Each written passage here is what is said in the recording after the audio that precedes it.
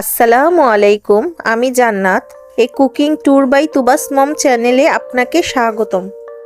আজ আপনাদের সাথে শেয়ার করব ধনেপাতার ভর্তা, যা গরম ভাত ও চাপটির সাথে খেতে অতুলনীয়। তাহলে চলেন শুরু করা যাক। প্রথমে চুলায় একটি পাত্র বসিয়ে নেব।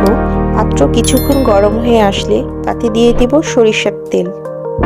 তেল কিছুটা গরম হয়ে আসলে দিয়ে দিব রসুনের কোয়া। এখানে আমি 2টি রসুন নিয়েছি। তারপর দিয়ে দিব পেঁয়াজ। গরম তেলে পেঁয়াজ ও রসুন কিছুক্ষণের জন্য ভেজে নিব। কিছুক্ষণ পর এখানে দিয়ে দিব কাঁচামরিচ। যে যতটুকু ঝাল খেতে পারবেন সে অনুযায়ী কাঁচামরিচ দিয়ে দিবেন। কিছুক্ষণ ভাজার পর দিয়ে দিব ধনেপাতা।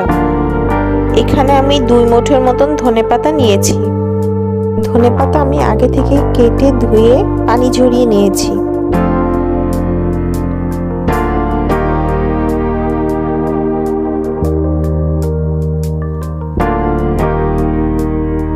পরিমাণ মতন লবণ দিয়ে দিব।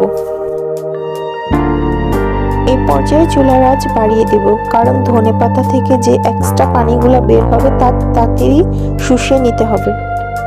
ধনেপাতা বেশিক্ষণ চুলায় বসিয়ে রাখা যাবে না, এতে করে ধনেপাতার কালারটি নষ্ট হয়ে যাবে, সাথে ধনেপাতার ফ্লেভারও ভালো আসবে না।